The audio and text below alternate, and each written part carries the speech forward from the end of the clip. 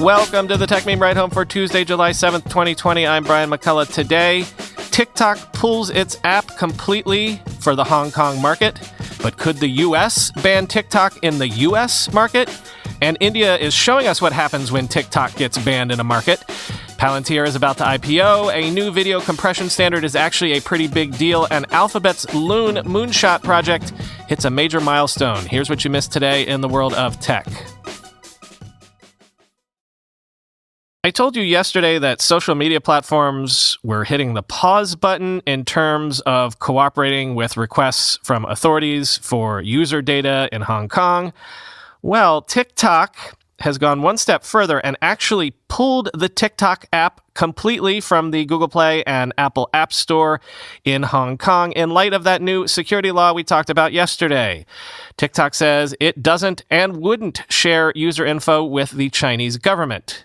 Quoting Axios, "In light of recent events, we've decided to stop operations of the TikTok app in Hong Kong," a spokesperson told Axios on Monday night. Observers have said the new law forces companies doing business in Hong Kong to provide user data to the Chinese government, as well as to comply with censorship requests. The move comes as TikTok parent ByteDance has looked to more clearly separate TikTok, which operates outside of China, from a similar app used within mainland China. The company has said that TikTok has not shared data with the Chinese government, nor would it, a position that would be difficult, if not impossible, to maintain under the new law, end quote. Now, Hong Kong is not a very big market for TikTok. Estimates are that there are maybe only around 150,000 TikTok users in Hong Kong, but at the same time, remember, I just read you about TikTok wanting to distance itself from the Chinese government. Remember that when I tell you this.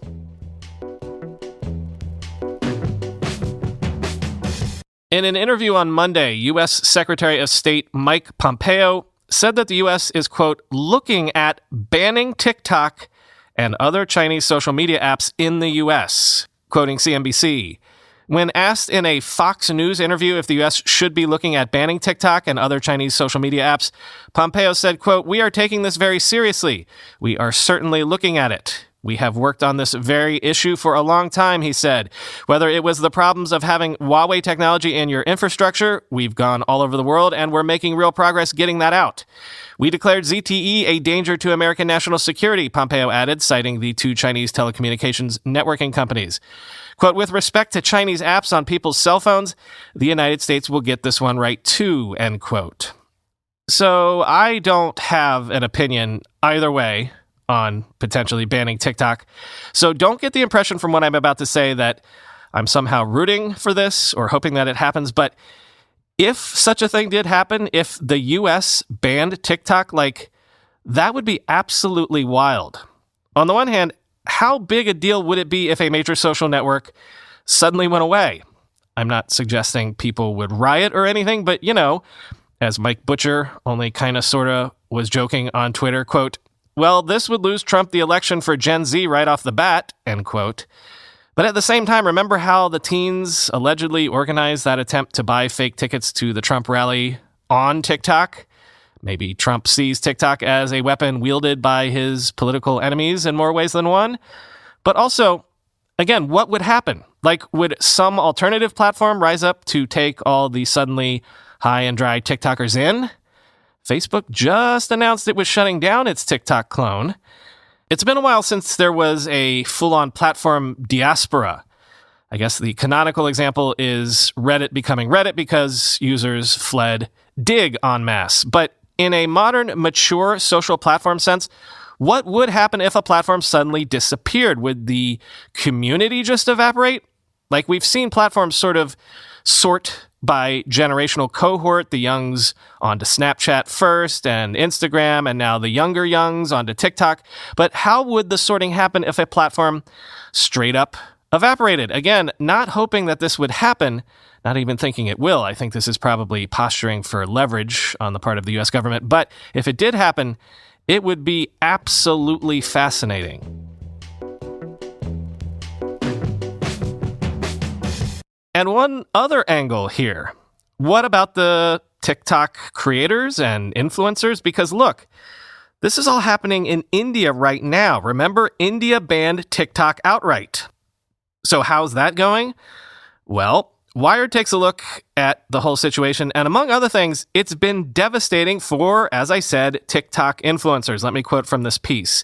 In the western city of Surat, TikTok creator Shivani Kapila, with 10.9 million followers, was in tears because she was unable to access the app any longer. Until then, she was known in her neighborhood as the girl who makes TikTok videos. Now she says she feels like her past 2 years, quote, do not exist anymore. I still open the app 40 times a day just out of habit, says Kapila, whose account name was @LittleGloves, a nod to her tiny hands. Quote, TikTok gave birth to me, made me who I am, end quote. And now she doesn't know how to charge ahead, rebuild the same audience, and how to pay her bills. Vats and Kapila are among the 1.2 million Indian creators who turn to TikTok to express themselves, building a sprawling network of followers and pad their bank accounts. In a good month, Vats would end up earning around $2,000 to $2,700, and during a bad month, it would only go as low as $670. On average, a Category A influencer could charge up to $4,000 to $5,300, but these account for a small percentage of the overall creator economy, end quote. See, India was actually TikTok's biggest market outside of China, 200 million monthly active users. So on the one hand, relating to the previous segment, TikTok doesn't want to lose the US market on top of losing the Indian market. But also, this is what we've spoken about before, about the whole idea of the balkanization of the web and the internet fracturing into dozens of different internets, all along shifting and confusing geopolitical lines. The piece does mention that a bunch of homegrown Indian TikTok clones are rising up, but, people losing their followers and thus their actual livelihoods. You think losing your save game on Grand Theft Auto that you've been playing for years would be devastating? Well, it's a whole new world when you think about people literally losing the fame that they accumulated. Palantir has apparently filed its S-1 with the SEC, the first step in going public. When you file an S-1, there's a reason that they often say you're filing confidentially. No word from Palantir at this point on when the IPO could actually happen, how many shares would be offered, the price range of the shares, and thus we're unable to guess on the valuation at the moment. Quoting TechCrunch, confidential IPO filings allow companies to bypass the traditional IPO filing mechanisms that give insights into their inner workings, such as financial figures and potential risks. Instead, Palantir can explore the early stages of setting itself up for a public listing without the public scrutiny that comes with the process. The strategy has been used by companies such as Spotify, Slack, and Uber. However, a confidential filing doesn't always translate to an IPO, end quote. Aha! Secrecy. Really on brand for Palantir, don't you think? If you're not familiar with Palantir, well, here you go, quoting from TechCrunch again. Palantir is one of the more secretive firms in Silicon Valley, a provider of big data and analytics technologies, including to the U.S. government and intelligence community. Much of that work has drawn controversies from privacy and civil liberties activists. For example, investigations show that the company's data mining software was used to create profiles of immigrants and consequently aid deportation efforts by the ICE, end quote. And this is from the New York Times, quote, Palantir is one of the tech industry's most valuable private companies with a valuation of $20 billion. Founded in 2003 by Peter Thiel, Joe Lonsdale, Nathan Gettings, Stephen Cohen, and Alex Karp, who is its chief executive, the company began working with governments, law enforcement, and the defense industry to analyze and process their data, but has expanded into other areas. Palantir has attracted more than $3 billion in venture capital funding from investors, including In-Q-Tel, the investment arm of the Central Intelligence Agency, Founders Fund, Mr. Thiel's investment firm, Fidelity, and Tiger Global Management. Despite persistent speculation about its prospects as a public company, Palantir had avoided listing its shares in part because of the secretive nature of its business. A public listing would reveal a fuller picture of Palantir's work, particularly with government agencies for the first time, end quote.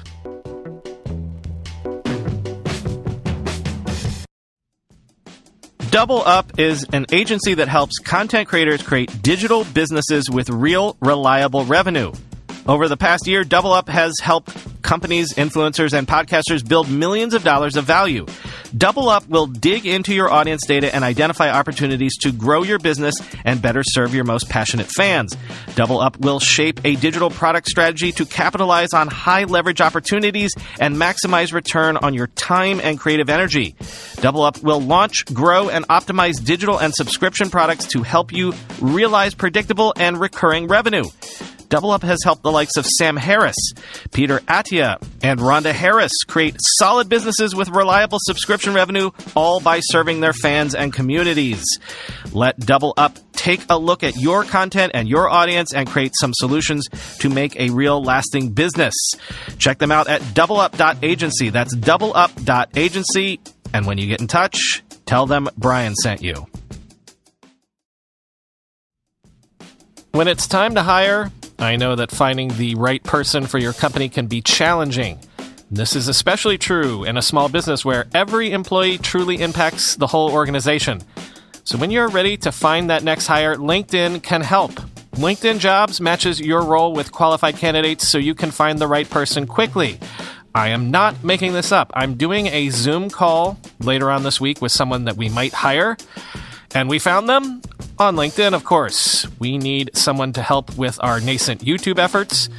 Weird sort of skill set to find, right? But not on LinkedIn. LinkedIn Jobs screens candidates with the hard and soft skills you're looking for so you can hire the right person faster. Things like collaboration, creativity, adaptability, YouTube SEO. LinkedIn looks beyond just hard skills and puts your job in front of qualified candidates every day so it's seen by people looking for jobs like yours.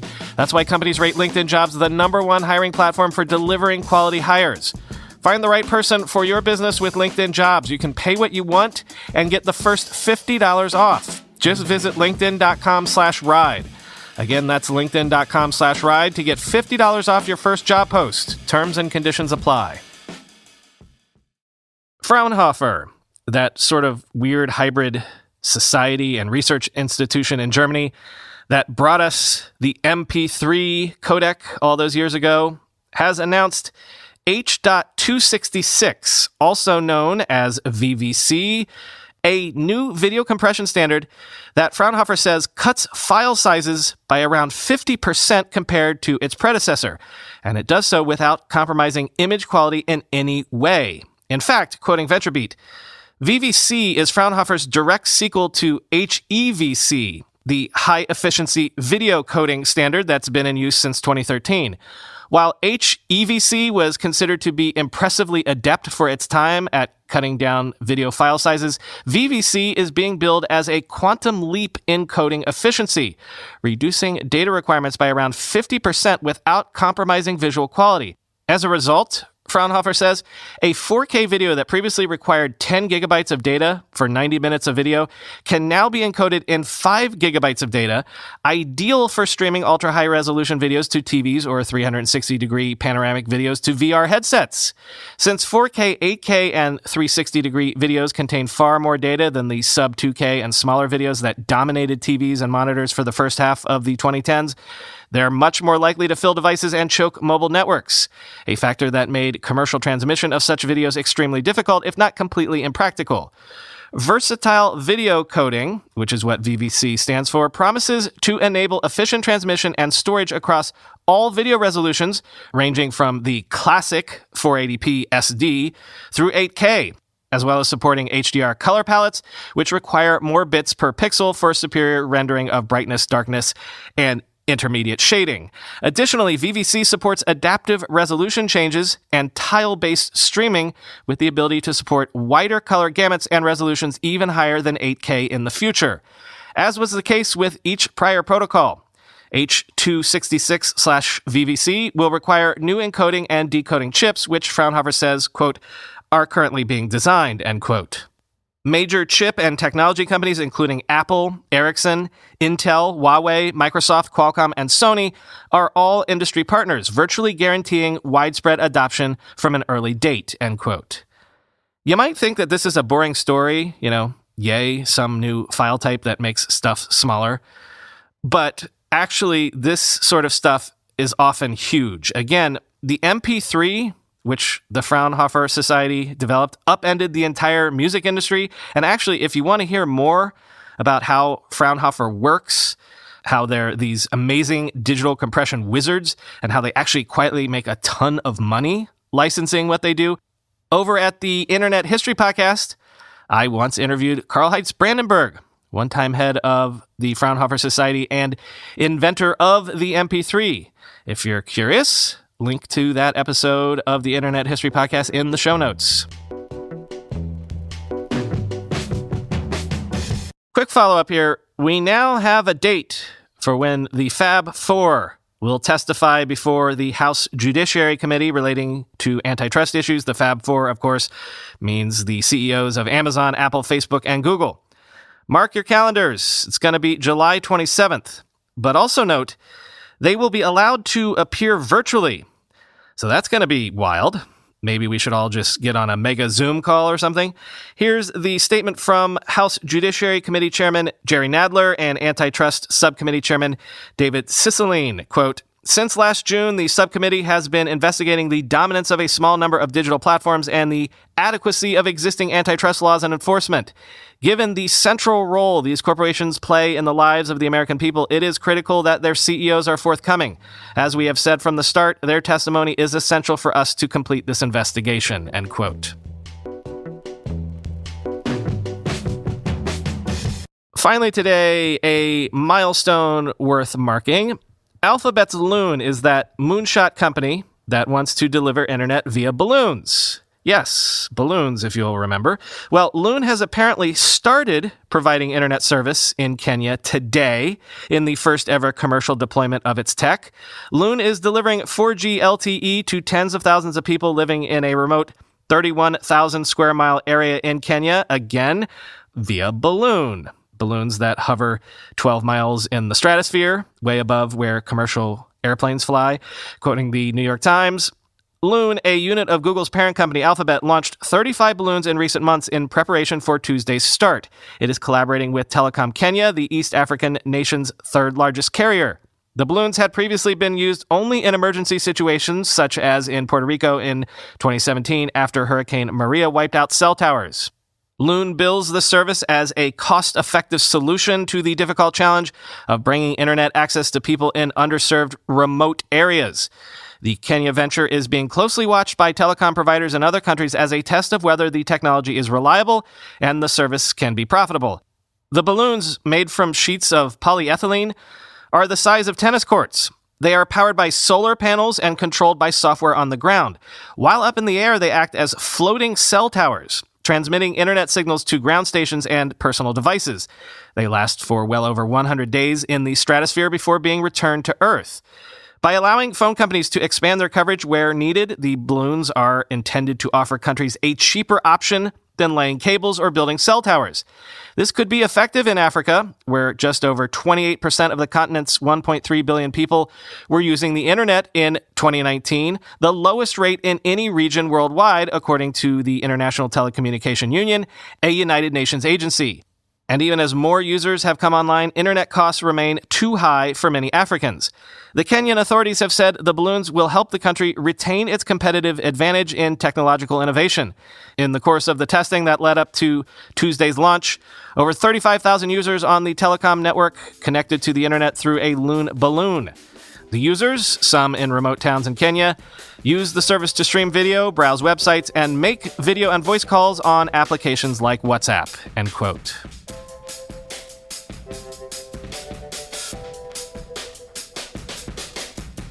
Running behind today. Tuesdays are always my busiest days. So nothing much to say today. Talk to you tomorrow.